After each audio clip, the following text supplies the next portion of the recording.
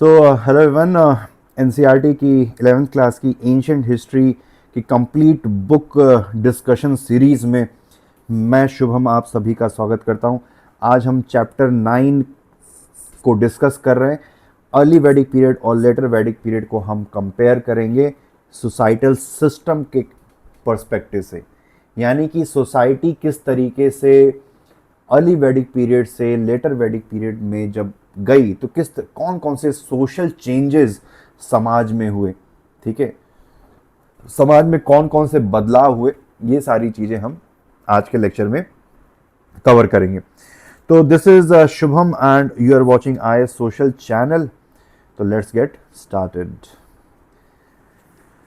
तो ये बेसिकली एक टेबल है जिसमें हमने इधर सोसाइटी लिखा है, इधर अर्ली वैदिक पीरियड लिखा है, इधर लेटर वैदिक पीरियड लिखा है। ठीक है, तो हम कौन कौन से सोशल चेंजेस हो गए अर्ली वैदिक पीरियड से लेटर वैदिक पीरियड में, इसको हम लोग एक एक करके देखते हैं। तो बेसिकली अर्ली वैदिक पीरियड में जो सोसाइटी थी पैट्रियार्कल सोसाइटी थी, और लेटर वैदिक पीरियड की सोसाइटी भी पैट्रियार्कल सोसाइटी थी। ठीक है, पैट्रियार्कल सोसाइटी थी, यानी कि बेसिकली मेल डोमिनेटेड सोसाइटी थी। फिर अर्ली वैदिक पीरियड में जो वर्ण हायरार्की है, वर्ण सिस्टम उतना रिजिड नहीं हुआ करता था। जनरली लोगों के प्रोफेशन से डिसाइड होता था कि कौन किस वर्ण में से बिलोंग करता है।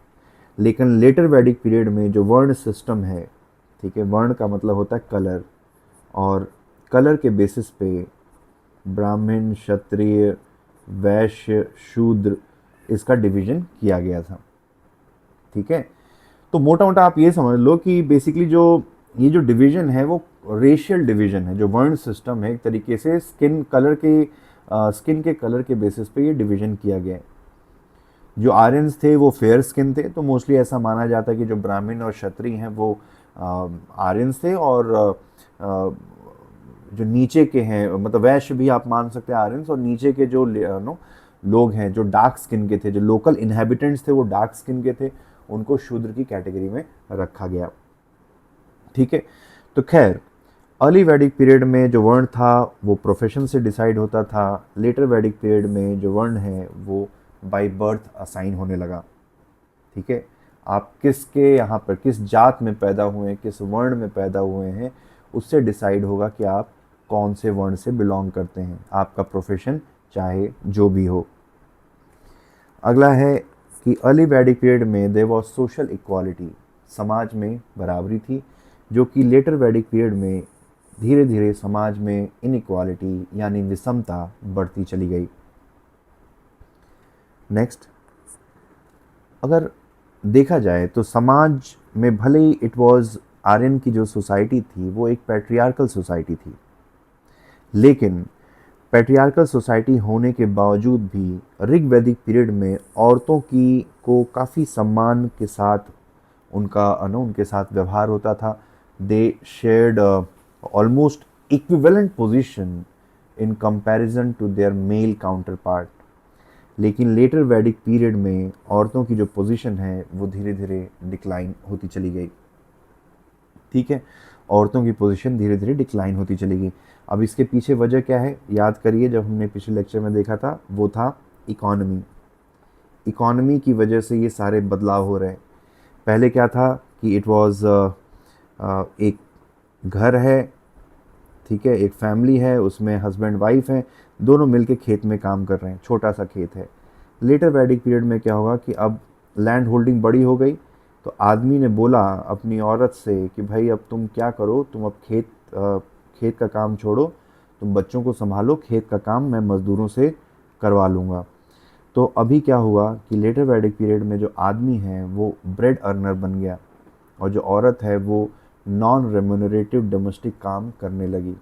तो घर के काम करने की वजह से औरतों का इकोनॉमिक एम्पावरमेंट कम हुआ, और जिसकी वजह से उनका पोजीशन भी डिक्लाइन होता चला गया।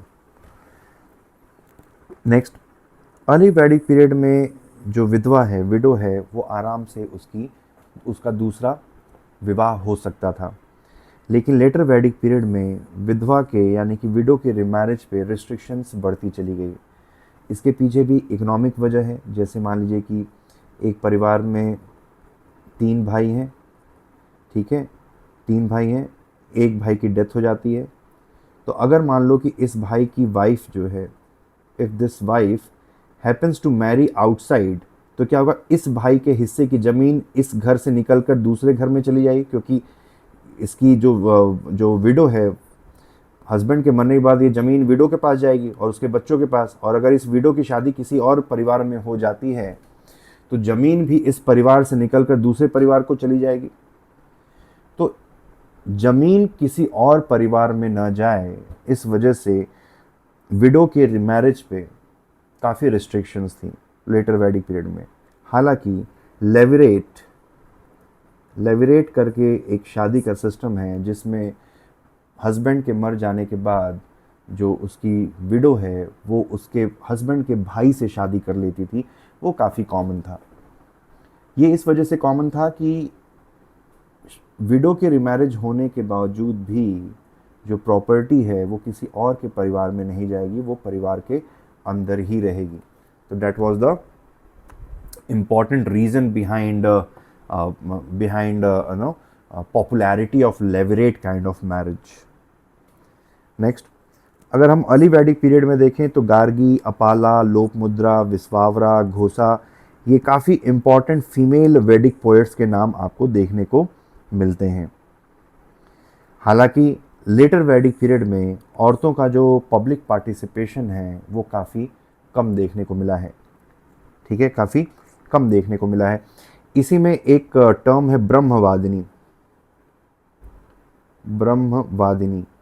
ब्रह्मवादिनी बेसिकली उस फीमेल वैदिक पोएट को बोला जाता है जिनकी कविताओं को वेदों में जगह दी गई है, जिनके विचारों को वेदों में जगह दी गई है, उनको ब्रह्मवादिनी कहा गया है, ठीक है। जैसे कि Gargi was a brahmavadini. Next, early Vedic period में मोनोगैमी, यानी कि एक आदमी एक ही औरत से शादी कर सकता है, वो काफ़ी कॉमन थी। पर लेटर वैदिक पीरियड में पॉलीगैमी कॉमन हुई।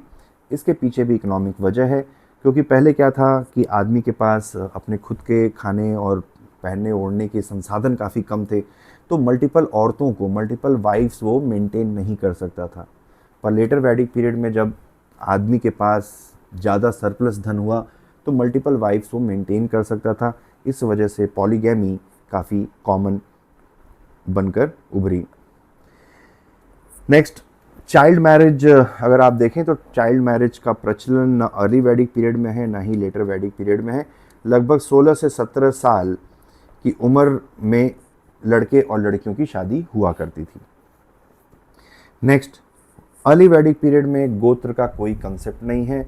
लेटर वैदिक पीरियड में गोत्र सिस्टम एस्टैब्लिश हो गया था। अब गोत्र क्या होता है ये अगर आप देखेंगे तो इस चैनल पे एक प्लेलिस्ट में, अगर इसी प्लेलिस्ट में अगर आप जाएंगे तो वहाँ पे इम्पॉर्टेंट फैक्ट्स एंड कंसेप्ट करके एक लेक्चर है, चैप्टर 8 है, और important facts and concept related to Vedic period. उसमें आपको गोत्र के बारे में अच्छे से समझाया हुआ है, तो वहाँ से आप गोत्र के बारे में देख सकते हैं। फिर उपनयन सेरेमनी। अर्ली वैदिक पीरियड में लड़के और लड़कियां दोनों की उपनयन सेरेमनी हुआ करती थी। उपनयन सेरेमनी यानी कि जब कोई भी बच्चा अपना घर छोड़ के गुरुकुल जाता है शिक्षा ग्रहण करने के लिए, तो उसको जनेऊ पहनाते हैं। एक सेक्रेड थ्रेड होता है, उसको जनेऊ पहनाते हैं। उसको, उस सेरेमनी को उपनयन सेरेमनी कहते हैं। तो पहले लड़के और लड़कियां दोनों को ही ये उपनयन सेरेमनी अलाउड थी, लेकिन लेटर वैदिक पीरियड में लड़कियों को के साथ उपनयन सेरेमनी करना या लड़कियों की उपनयन सेरेमनी करना धीरे धीरे कम होता चला गया। तो कहने का मतलब ये है कि अर्ली वैदिक पीरियड में औरतें एक तरीके से वेदों को पढ़ सकती थीं, पर लेटर वैदिक पीरियड में वेदों की शिक्षा औरतों के लिए धीरे धीरे बंद कर दी गई, ठीक है। तो ये हुआ समाज में जो बदलाव हुए अर्ली वैदिक पीरियड और लेटर वैदिक पीरियड के बारे में।